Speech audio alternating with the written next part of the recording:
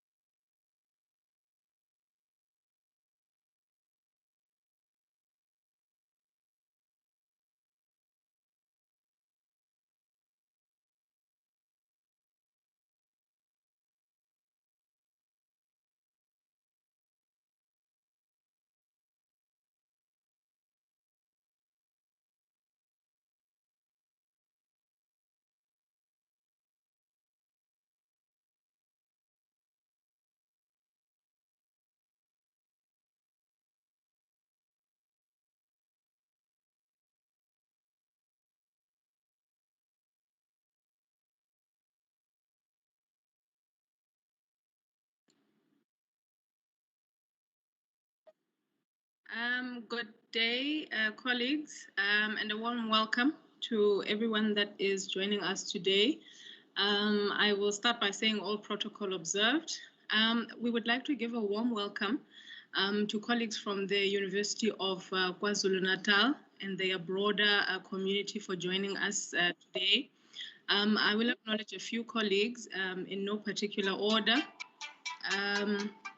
Professor Brian MacArthur, who is the acting Deputy Vice Chancellor and Head of the College of Law and Management Studies, acting Dean and Head of the School of Accounting, Economics and Finance, Dr. Bomi Nomlala, while the Dean, Professor Maputo Sibanda, is away on leave. We also have members of the UKZN Macroeconomics Research Unit, which is headed by Professor Harold Ngalawa, who is the founding member of the MRU, also UKZN academics and postgraduate students, as well as UKZN business partners and associates.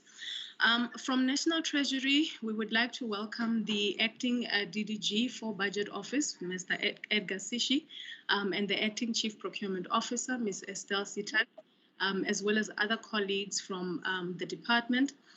Without going into much detail, the Budget Office within the National Treasury is responsible for coordinating the national budgeting process, while the Office of the Chief Procurement Officer is responsible for modernizing the state procurement system to be fair, equitable, transparent, competitive, and cost-effective, among many others. I will then give a brief outline of the budget outreach program for today, and then quickly also just outline the program, and then hand over to colleagues so that we can start with the business of the day. Just as a way of some background, the budget outreaches are normally held after the tabling of the budget in February, with the main aim of unpacking the budget to various stakeholders, as well as also to also engage on the budget. So as much as National Treasury officials will deliver the presentation, we are hoping that all colleagues who are attending today can engage fully and help us take away key inputs from the session, which we can then put to good use in future. And not only will we get an unpacking of the budget, but we also have a little treat for colleagues who are attending in the form of a presentation on Vuleka Mali. Vuleka Mali is a partnership between National Treasury and civil society, and is an easily accessible online budget data portal where South Africans can access budget data in a friendly and easy to use manner. But one of my colleagues will elaborate more on that later on. And then this is how we will progress. We will first get opening remarks from Professor Brian MacArthur from UKZN, then have the budget presentation by our acting DDG, Mr. Sishi, and then that will be followed by the Q&A session. I will unpack how that will unfold as we go along. And then after the Q&A session, we can then hand over to Ms. Prudence Zitlele, who will be giving us a presentation on Vuleka Mali, as I've already indicated, and then after which we will then open for questions and answers on Vuleka Mali as well, before bringing the program to a close. So without wasting any more time, let me then hand over to Professor MacArthur, who is the acting Deputy Vice Chancellor and Head of the College of Law and Management Studies at UKZN, for his opening remarks. Professor, the floor is yours. Thank you. Thank you, Madam Chair and Director of Media and External Communications at National Treasury, Ms. Nsakizi Ramanasi. Acting Dean and Head of the School of Accounting, Economics and Finance, Dr. Bomi Nomlala. Acting Deputy Director General, Budget Office, Mr. Edgar Sishi. Director responsible for the Vuleka Mali project in the Budget Office, Ms. Prudence Zitlele. Founding member of UKZN's Macroeconomics Research Unit, Professor Harold Ngalawa. UKZN researchers and business partners. Greetings to all colleagues. My name is Brian MacArthur, and as Acting Deputy Vice Chancellor and Head of the College of Law and Management Studies, it is my absolute pleasure to welcome you to the virtual roundtable discussion of the 2021 National Budget. This is an outreach project of the National Treasury aimed at unpacking the national budget and engaging with institutions of higher learning on the budgeting process. I'm pleased that over the past few years, this initiative has become one of many strategic projects that we embark on with national government. This year, we purposefully chose to include it in the calendar of our Macroeconomics Research Unit, the MRU, a focal point of research and learning in macroeconomics at the University of KwaZulu-Natal School of Accounting, Economics and Finance. I must add, with a smidgen of pride, the MRU is currently the only research unit in the country that specializes in the study of macroeconomics. We established this specialized unit in 2018 with the aim of promoting high-quality research in the field of macroeconomics and facilitating knowledge interchange and collaboration among researchers and institutions, including government and private. This is exactly what we are doing with National Treasury today.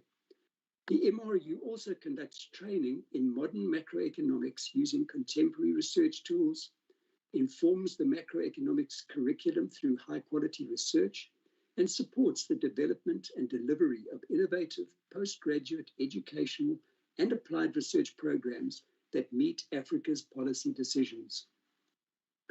Mr. Sishi, we are grateful to National Treasury for this mutually beneficial partnership. One of UKZN's research flagships is in the area of African cities of the future, most livable cities. Through this research flagship, we bring together researchers from interdisciplinary areas to work closely with municipalities, as well as provincial and national government, to find suitable solutions to the challenges associated with rapid urbanization, with the vision of developing African cities which are on par or better in terms of livability than leading global cities. So, engagements such as this one and research units such as the MRU enable us to achieve our goals. When Finance Minister Tito Mboweni tabled the national budget at the end of February, we all waited with bated breath as we are dealing with an economy that is unstable, while also grappling with socio-economic challenges presented by the COVID-19 pandemic. We look forward to hearing the rationale behind the 2021 national budget and a robust discussion between our researchers and colleagues from National Treasury. It is my pleasure once again to welcome you all to this virtual roundtable discussion of the 2021 national budget and hand back to the chair, Ms. Ramanasi. Thank you very much. Thank you very much for that, Professor.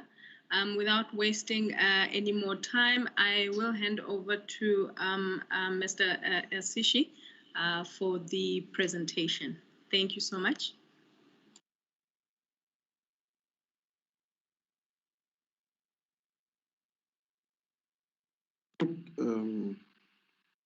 Thank you. I hope I'm audible and visible. Thank you very much, Professor, and thank you to colleagues for arranging this budget outreach event. And I also want to welcome everyone that has joined us today. And I do hope that you will find this, engagement very useful. We are, as the professor indicated, conducting this outreach as in many ways part of our pursuit of openness and transparency, as well as our desire to be able to engage on the views and ideas that are typically part of the whole process of discussing the budget in South Africa. The budget plays a very important role in government policy overall, and in determining the direction in which government is thinking as we go forward. This is particularly important as it relates to the kinds of policy choices that have been made. I have a presentation which I will show on the screen. I hope that people can see it.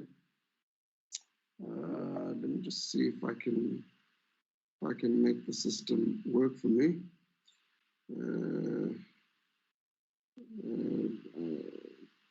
Excuse me, just bear with me. I don't know if I have, I hope I have the ability to share. I'm trying to find it.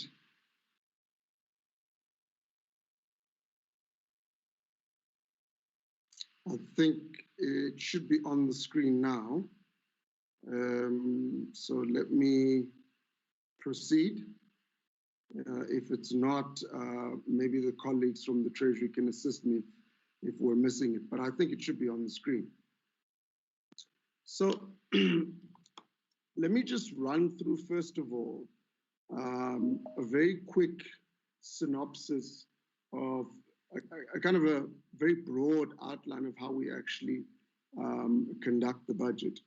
I think it goes without saying that the reason you have a budget is because you don't have enough money. I think one of the things that's always important to emphasize in the discussions around the budget is that the budget is testament to the scarcity of resources and the need to make choices and the need to consider trade-offs. The budget does not create money. The budget is not a money pot. The budget is a testament to the fact that resources are not enough and that there is a requirement to make choices and to make decisions. It's also important to indicate that these choices are challenging, not just in terms of themselves, but they're challenging in terms of what they imply both in the short term and in the long term. In other words, there is a very careful balancing act that we have to do between the short term and the long term. South Africa does 3-year budgets in the sense of a medium-term expenditure framework. That medium-term expenditure framework is linked to broad government priorities in the National Development Plan as well as the medium-term strategic framework. In this regard, the budget is also an important political statement of government because notwithstanding the statements of intent, real intent finds its expression in the budget. As part of the budget process, we recognize the fact that the various departments in government are the policy owners of the areas in which they operate. The executive is organized in such a fashion that these individual policy owners are responsible for looking at those priorities in detail. And so the Treasury plays an overall role in the budget process, but the actual policy owners in each of the sectors are the individual departments. And in the budget process, departments submit their own estimates of the expenditure over the MTF based on their strategic plans and other plans to the National Treasury. So the National Treasury doesn't create the departmental submissions as such. Those departmental submissions actually come from the departments themselves. And the departments are responsible for ensuring that those are aligned to the NDP as well as the MTSF, and National Treasury, of course, engages with that. The engagements are done on a functional level. In other words, departments are grouped into function, which I'll allude to later in the presentation. And the outcomes of these engagements become inputs into what we call a medium-term expenditure committee. The medium-term expenditure committee, which is an interdepartmental committee, then makes recommendations to the Ministers' Committee on the Budget, which is a subcommittee of Cabinet. And then, of course, Cabinet approves the overall estimates for tabling in Parliament. Now, there are processes to the budget. The first big part of the budget is what we call the MTBPS, or the Medium-Term Budget Policy Statement, which is typically tabled in October of each year. And this provides the overall outline of the priorities, the fiscal framework, and the division of revenue. After this, allocation letters are sent to the various departments and institutions in government. And then, of course, the final budget is presented in its details in line with what was presented in October in the MTBPS in February of each year. This is all done in terms of the Public Finance Management Act, but more recently also the process has to adhere to a piece of legislation called the Money Bills Amendment Procedure and Related Matters Act, which was passed in 2009. So a lot of these processes are codified in law and regulation, but there's a very detailed and a very intensive process, which lasts from around about May of each year all the way till February, when the final budget is actually tabled. Turning then to the 2021 budget. This budget that was tabled in February is broadly framed by two objectives, which were set out in the October MTBPS. And this is promoting economic recovery, and secondly, returning the public finances to a sustainable position. 2020, as everyone knows, was a highly unusual and an extremely challenging year. With the outbreak of the pandemic, we found ourselves in a situation where, like all countries, we had to respond to an unusual, frankly, once in a generation economic crisis. But what was more important for South Africa's context was the fact that we entered this crisis very differently from the way that we entered, for example, the 2008 global financial crisis. Entering the 2008 global financial crisis, we had very strong fiscal barriers. We had a fiscal surplus that we had been running for a number of years. We had buffers that we were able to use to respond to that crisis and provide support to the economy in a comprehensive fashion. Indeed, we entered that particular crisis very close to having to spend a considerable amount of money on a World Cup. We entered this crisis very differently. Prior to the current financial crisis, South Africa's fiscal position was very weak. Indeed, our overall macroeconomic situation had been weakened by years of poor economic growth, as typified by a declining per capita GDP over a period of about 6 years, meaning that the average South African was poorer in 2020 than he or she was in 2013. This meant that our ability to respond to the crisis was weaker than our ability to respond to the previous crisis. For us, this was a key lesson that we learned, that in order to be able to have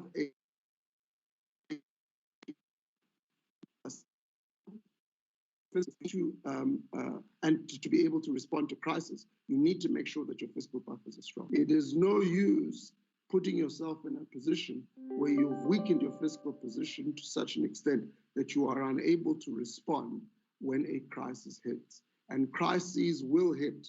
Sometimes they take many years to hit. Sometimes they take decades. Sometimes they take 1 decade. But you always have to be prepared for that. But nevertheless, we had no choice but to respond, and we did respond. And our immediate priority has been to provide support to the economy. We raised the spending ceiling last year for that purpose. For the current budget, a major part of our focus is a mass vaccination program.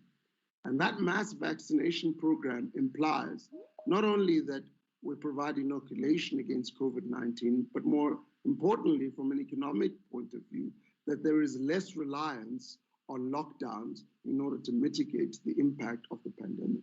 And of course, as everyone knows, the lockdowns had a devastating impact on economic activity in 2020. So fiscal policy focuses, on the one hand, on the short-term support to the economy, as well as fiscal consolidation and debt stabilization over the medium to long term. Hence the balance that I was talking about earlier on. This budget aims to consolidate what has become an unsustainable level of government debt and to ensure that it stabilizes. And in respect of this budget, we narrowed the budget deficit over the decade, into the middle of the decade, and we table a fiscal surplus by 2024-25, and therefore stabilizing debt in the following year at less than 90% of GDP.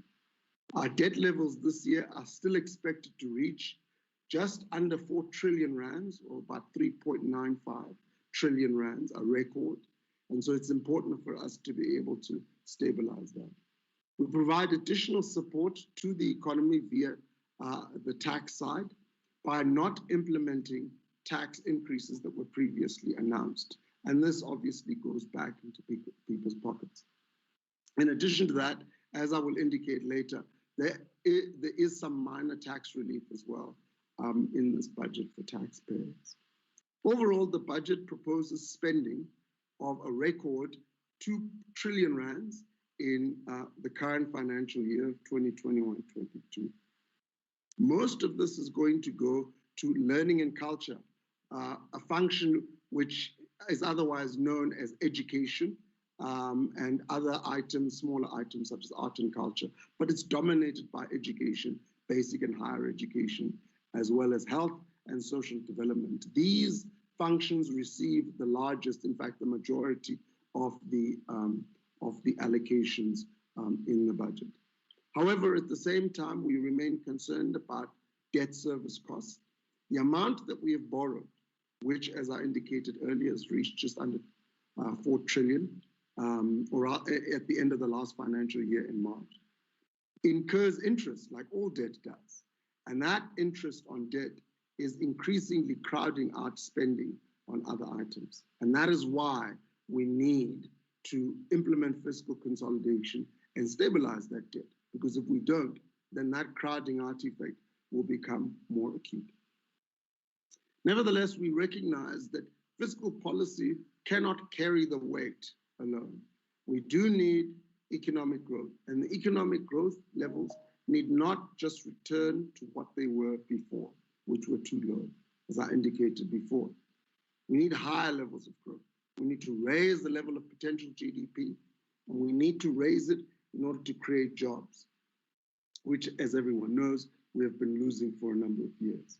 And so we need to implement economic reforms, otherwise referred to as structural reforms, that are designed to lower barriers to economic growth, in particular lowering barriers to entry into economic activity. And I will touch on that later. Now, this is the slide that we published in the budget review in February 2020.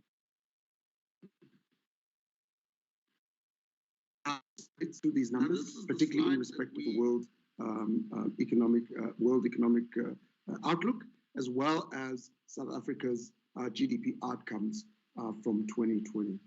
So this is just a repeat of what has already been seen in the budget review, and so I'm not going to spend time on it. The broad story here, simply put, is that after a significant economic contraction in 2020, there is a broad expectation for a recovery in economic activity this year in 2021.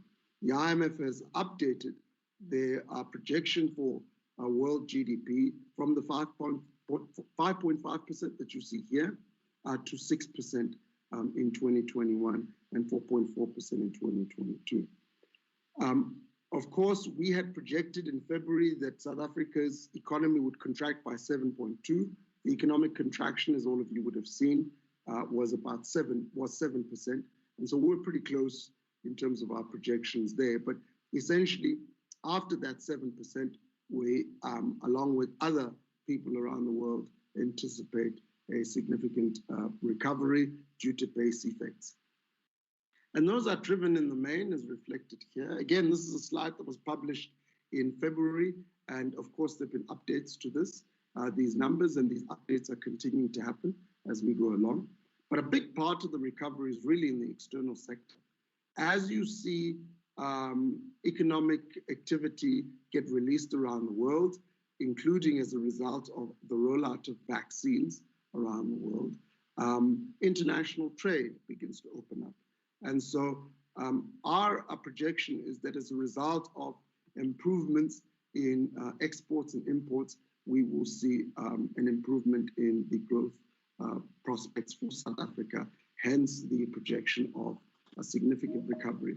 However, domestically, there is a clear sign of a recovery as well, including due to household consumption, as well as a recovery in somewhat of a recovery in investment, although investment spending is still expected to be negative this year, but not as negative as it was in 2020. The economic recovery objectives of government, as I said earlier, are very, very important to ensure that not only that we stabilize the fiscal position, but much more importantly, that we obviously improve livelihoods and improve South Africa's overall economic growth prospects, including for the purposes of creating jobs. A big part of what we're focusing on are these 5 areas. The first being on the electricity front. Of course, the fact that we're once again back in load shedding is testament to the critical nature of this priority, including the restructuring of Eskom. Second, job creation is very important. Third, supporting industrial growth. And these are elements that we have indicated in the budget. A fourth pillar is infrastructure rollout. And then the final part is creating an enabling environment for business, particularly small businesses.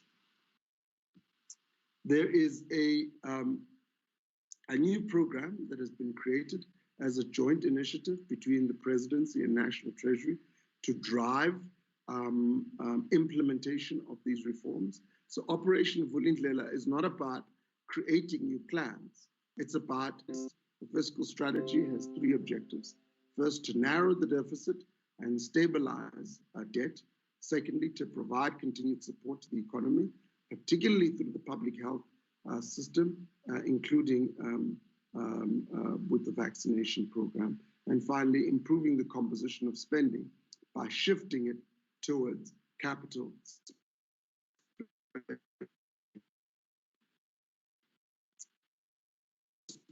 Includes, of course, growth of the public sector has been growing at an unsustainable level for a very long time. There are risks to the strategy, as there are risks to the strategy in every country around the world. The first risk is, of course, the economic outlook remains uncertain. As everybody knows, uncertainties abound in a crisis such as this, particularly when you have a pandemic. We're seeing some of the challenges with vaccination programs around the world, as well as with vaccines themselves.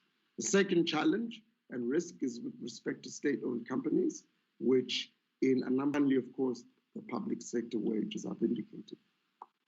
A lot of what informs our, with respect to our fiscal strategy, is that an emerging market economy has got an unusually high level of indebtedness. In October, when we put together the medium-term budget policy statement, we observed, and you can look at this yourself, that in international benchmarks, including the IMF's fiscal monitor, the average emerging world had around had debt levels of around 60% as a percentage of GDP. South Africa's debt levels were estimated at 20% higher than that, at 80% of GDP. So our debt levels are unusual. Result of our high debt levels, the interest on that debt is very high.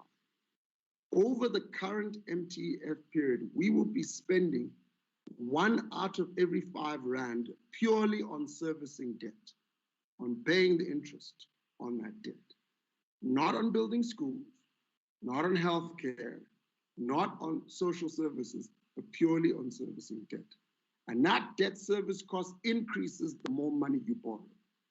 So you have to stabilize debt. Otherwise, debt service costs will crowd out the priorities of government, and no amount of priority setting, no amount of making new plans or making new political objectives or political manifestos is going to change the fact that you're not going to achieve your development objectives as a country as a result of the debt burden. You have got to address the debt. The slides that are, or rather the graphs that I'm showing here, On the left-hand side, you can see South Africa's budget deficit, which is the difference between what we collect. And you can see that our budget deficit is on the upper end among emerging market countries. On the right-hand side, we show the debt service cost. And again, you can see that our debt service cost is on the upper end in terms of its size in percentage terms. Now, this is important because not only is it about the crowding out, it's also about the question of whether or not we have the ability to raise from the economy the amounts required to service that debt. Remember, government doesn't have money. Government's what it can extract from the economy through taxes, which means that the economy must be growing in order for you to have the tax revenue necessary to service your debt and to spend on all the other priorities that you have. One of the things that we're concerned about is the fact that a number of the countries that do have debt levels that are similar to us also have higher growth levels, or rather have higher growth levels than we do. In other words, their ability to extract resources from their economies to service debt is greater than ours. And so we have to be very careful in that regard. And that's a big part of what has informed our approach to this budget. This is a slide that I'm not going to go through because I've already talked to the issue of the tax revenue. But I do want to touch on the fact that the budget does provide some tax relief. As I indicated, 40 billion rands of taxes that we had intended to implement in the current MTF will no longer be implemented, providing tax relief to taxpayers. 2.2 billion rands of direct tax relief is also by providing relief in the sense of preventing people from tax brackets as a result of inflation. In other words, some small relief of fiscal drag. However, we may, by increasing taxes on the indirect side, particularly on excises, so duties on alcohol and tobacco are increased in this. The slide merely reproduces again what we showed in February in respect of the changes to non-interest expenditure as part of our fiscal consolidation, particularly in order to reduce the levels of spending. And over the MTF, we anticipate that we can reduce the levels of spending of government by stabilize debt, as I've indicated earlier, and reduce our interest, provide funding for critical areas in the short term. The biggest element in this regard for the vaccine, and